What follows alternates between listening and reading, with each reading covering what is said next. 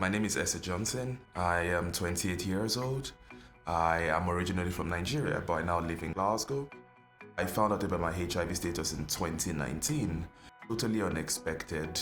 Originally, my fear was less about physically being sick because I knew that wasn't an option with my treatment. But what I was worried about the most was being ostracized from every community I had belonged to. I didn't think it was going to be a welcoming, oh, we love you still. I genuinely believed I was going to be shunned and looked at as a walking, talking contagion.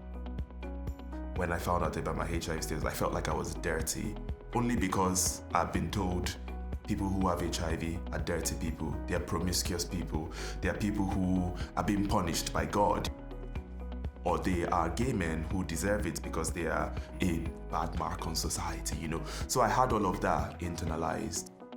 And that does make you feel some sense of, I hate myself for doing this to myself, even though it's not my fault, it's just something that happened. Even though I knew I wasn't going to die of HIV because I had access to medication, I felt dead on the inside. No one will respect me the same way. No one is ever going to see me the same way. No one is ever going to love me the same way they would have. Stigma is kind of a big word in that sometimes I tell myself, maybe I've never experienced stigma, because you think of it as, someone shooting you down in the streets because of your HIV status. But it's those subtle things. What we're creating is isolation, where everyone is breaking off. And then in the end, we all end up in a system where we can't survive. We have no contact with the people we love and the people we care about. I don't see anything worse than that, really. I don't see a life worse than that, a life of isolation. It definitely took me some time to get comfortable with my HIV status.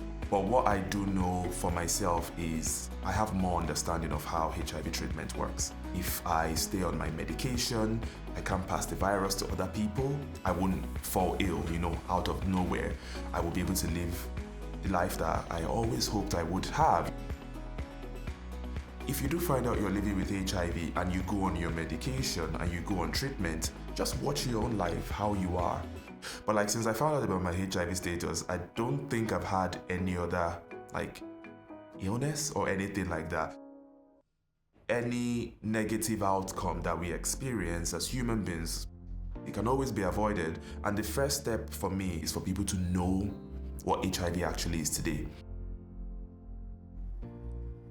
HIV is a viral infection that is transmitted through bodily fluids such as blood, semen, vaginal fluids and breast milk, and that can be in somebody who doesn't know they've got HIV or in somebody who's not taking effective treatment. I chose to work in HIV medicine because of the diverse group of people I would get to work with from a whole range of different backgrounds and life experiences, plus the fact that HIV treatment is still, even now, growing and evolving to best suit the people that we treat. We now know from lots of research studies between people of different HIV statuses that as long as you're taking your medication as prescribed for at least 6 months, and your viral load is undetectable, that there's zero risk of transmitting HIV to your sexual partners. The sooner somebody is diagnosed and started on treatment, the better. So you shouldn't put off getting a test. HIV medication is completely free for everyone living in Scotland. You can access NHS care absolutely free of charge, even if you were born elsewhere or are new here. That usually means going to an HIV centre to get started and then a couple of times a year for checkups. But we try to make it as easy as possible for you to get medication, so if you've got specific concerns or circumstances you think might affect your treatment, just let your specialist know. HIV PrEP stands for pre-exposure prophylaxis, so pre means before. The idea with HIV PrEP is that people can take medication before they might be exposed to HIV, and this gives them almost complete protection from the virus. HIV PEP is HIV post-exposure prophylaxis, and post means after. HIV PEP is medication people can take after they think they might have been exposed to HIV. And it works better the sooner you take it, ideally within a few hours, and you need to start it within 3 days. Your local sexual health service is a good place to start. Most A&E departments will also have access to this medication because remember, you want to start it as soon as possible. My job is really fantastic, fabulous, but it's very challenging. When I was in Congo in 1984 or 5, when somebody was maybe sick and got like skinny, they would say that person had HIV, and maybe it might be another type of disease. There is no way that you can just tell by looking and say this person have got HIV. I felt like people were hopeless and helpless. People think that when I'm using the utensils, fork or spoon or cup, and the person who have got HIV is using it and I use it, then I will contract HIV, which is completely wrong. That is a type of myth which are around there, yeah. The way of knowing that a person have contracted HIV is just the test. They have to go for the test. The earlier the better, because once you have tested early, it will help you to get the treatment early, and it will also help you to have that knowledge. Otherwise, although it will be that just myth and maybe lies. Once that support is there, I think all the community will be ready to assist each other, educate each other. You will have support from each other. Prevention is better than cure, and prevention for the first time is a test. It's very easy to get a test. Here at the Jefferson Community Center, it's a HIV testing center. We have one worker from Waverly Care who comes here every Friday. It's easy, it's free, it's confidential. So if I get tested, nobody else will know about it. It's my own information.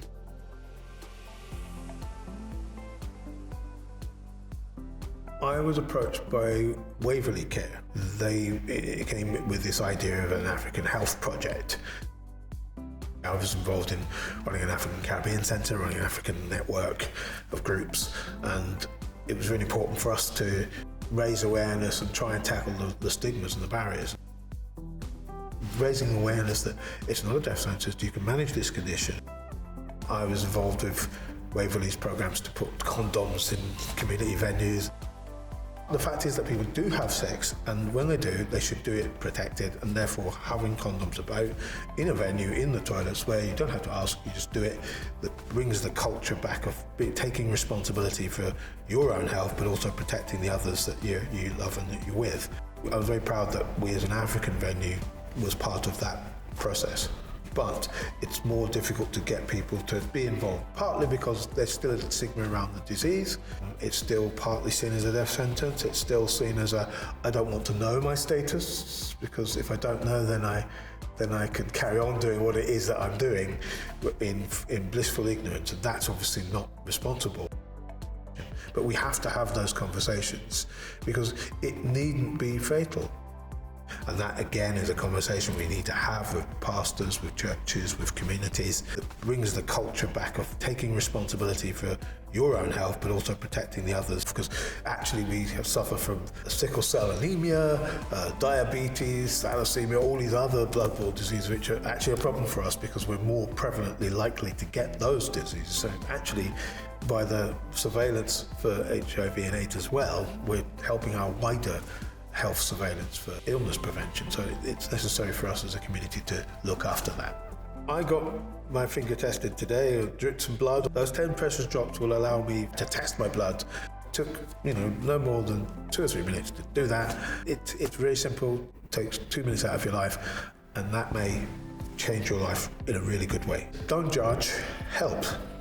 Don't judge, offer your hand. Don't judge, do what you can to protect people. And that's all you can do, because love is love. 6 years on, I feel like I finally come to a place where I'm like, if it comes up in conversation, it comes up. It's not something I'm worried about.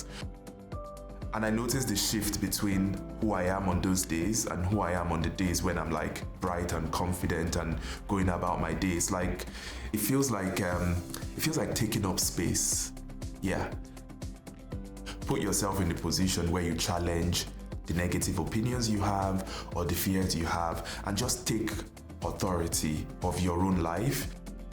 Because I've had experiences that have made me feel like I wasn't beautiful, I wasn't to be adored, or I wasn't to be in good light, you know, because of my sexuality or my HIV status. It's like, no, it's like it's a comeback moment now. And I'm like, with all of these things, that's actually what makes me beautiful. That's what makes me, you know, who I am. It's the fact that I have experiences like everyone else. I have tough times like everyone else, and I have beautiful times like everyone else. And that is just worth celebrating.